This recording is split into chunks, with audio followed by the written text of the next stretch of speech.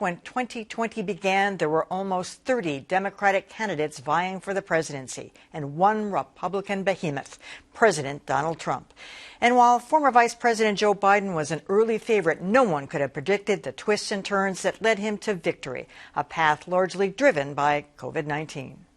The year began with the usual complaints over New Hampshire's first-in-the-nation primary. There should be a lottery like the NBA does. 50 balls go in there with a state on each one of them. Then there were those early, maskless crosstalk debates. Let's talk about it. Can I say something? Look, first of all... And who didn't enjoy a little internecine fighting? I think you called me a liar on national TV. Yeah. But as candidates dropped out, many blamed the media for focusing too much on the negatives, warranted or not. You and Michael Bloomberg entered this campaign late. There's a certain stridentness to her. Giving Elizabeth Warren a legitimate point about her failed candidacy. And if you say, no, there was no sexism, about a bazillion women think, what planet do you live on? Soon enough, it was down to two. Former Vice President Joe Biden taking on an increasingly vulnerable incumbent who had trouble telling the truth and focusing on reality. This is like a flu. Within a couple of days, it's going to be down to close to zero. Turns out the president told reporter Bob Woodward back in February he knew the virus was a killer. It's also more deadly than your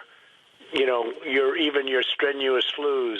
It was not a surprise that the first Trump-Biden debate was raucous, but this was totally out of control. I hate to raise my voice, but I see it seems to be, why should I be different than the two of you? As a result, the Commission on Presidential Debates changed the rules, prompting the president to drop out of the second debate, setting up a night of dueling town halls. QAnon. Pandemic. $400 million. 500,000 doses. Tremendous. Mandate the mask. But it was NBC's Savannah Guthrie who won the evening. That was a retweet. I'll put it out there. People can decide for themselves. I don't take a position. You're not like someone's crazy uncle. As Election Day approached, the media made it clear early results could be misleading, and some states could take days for a final count.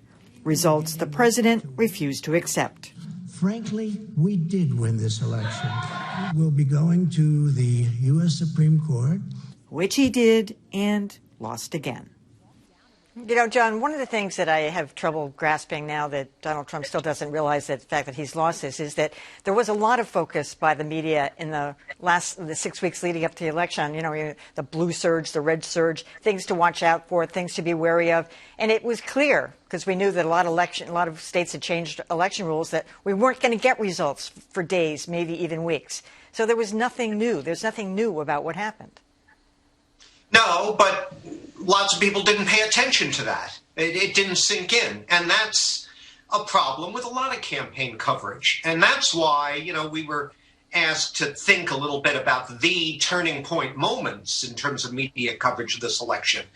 I keep going back to the live events, the live unscripted events that everybody watches. Debates come immediately to mind, and that dog's dinner of a debate, that first one, certainly didn't do the incumbent any favors. But I think really, looking back on it, the pivotal moment was the briefings, the coronavirus briefings that were carried live every day, usually right at the dinner hour at the president's behest, which drew huge ratings and which really exposed him definitively as this sort of meandering nitwit who was trying to keep Dr. Fauci from answering legitimate questions, lying to the public, going off in wild speculation about the role of disinfectants and sunlight. So I think that live TV is really the star of the show when it comes to breaking through that wall that the warnings about election night couldn't break through, Emily. I think what struck me about media coverage of this particular election cycle, especially this year, is the fact-checking and how it went from being something that happened after, maybe in part of the analysis, to something that happened maybe immediately after as part of the talking head discussion just as the debates closed, to something that was happening in real time as things were going on, and how people still are doing it, how now we've gone from 4 years ago discussing intent behind someone's words to saying, no, that's misinformation. No, that's a lie. No, that's, untrue. And so I've been really struck by that. I've also been struck, though, by how the media is still doing a fair amount of stenography in some ways, how they're still just letting the cameras roll over some of these events where Trump is insisting that he won. I know it's ludicrous, and I know that many people don't believe it, but it still fosters this kind of wait-and-see mentality. Well, it was important enough that they reported that he still thinks it. Maybe it's true. So I'm curious about what comes next for the next election cycle and how we move from this to whatever's on the horizon, because I don't think the way we cover things like elections will be the same again. So I want to pick up what Lylah said and say I think it went beyond stenography when we're talking about President Trump. As you all know, I've been saying, I don't know how long, stop putting everything the man says on the air immediately. It doesn't have to happen that way. We can use some discerning editorship to figure out what needs to be there because of his role as president and what doesn't have to be there. So we end up in a situation that I thought was just horrendous. Like he, points to the door and we report 15 different ways the man pointed to the door. I just don't think there was enough discernment about what he is saying that is important to report and to discuss, and what is just Trump being Trump. And, he's going to talk all the time, and everything does not have to be given the same level of intensity. And I hope that we've learned that lesson moving into other elections. But most importantly, as this man leaves the White House, will this kind of intensity continue? That is my concern. I know, my concern. I think it will. And I think if that is the case, we've learned nothing then.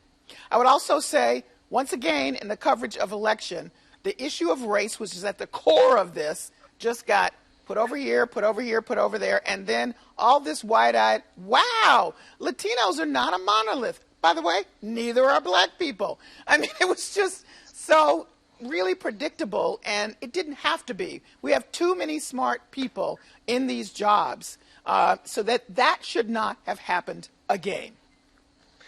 I agree with Callie that the question of what happens with Trump when he leaves office is a huge one, and I very much hope that if he heads down to Florida, christens Mar-a-Lago, the People's White House, and starts to give a speech every day, I really hope we don't cover it. I am guardedly optimistic that we won't, but I'm not convinced that we won't. I also want to flash back to something that came up at the beginning of that package that we just saw. I have no doubt that there was unfair media treatment in the course of this election. For example, that little bit where Elizabeth Warren was referred to as strident. That's a really loaded term when you're talking about a female candidate. That being said, I don't know that pointing out to Governor Deval Patrick that he was entering the race very late is unfair, as he suggested it was. In fact, I would argue that it isn't. That's just a description of fact. And I don't think anyone should be apologizing for that. I would also note it can be really tricky sometimes to draw a line between what is fair and what is unfair. I remember covering Warren in Iowa early on and saying to her supporters who were really inspired by her, what do you like about her candidacy? What gives you pause? And having several women mention to me unsolicited, after 2016, I'm really afraid that we're not ready to elect a female candidate yet. When I reported that, I had people say to me, how can you say that? That's sexist. And my response was, these aren't words I'm putting in their mouth. Right. I'm telling you what these women are mentioning to me. And I think that kind of thinking is one reason that she didn't go further. Yeah, it's a good point. Actually, Bernie Sanders was accused of saying a woman can't win either. I couldn't get everything into the piece, but that's what that fight was about there.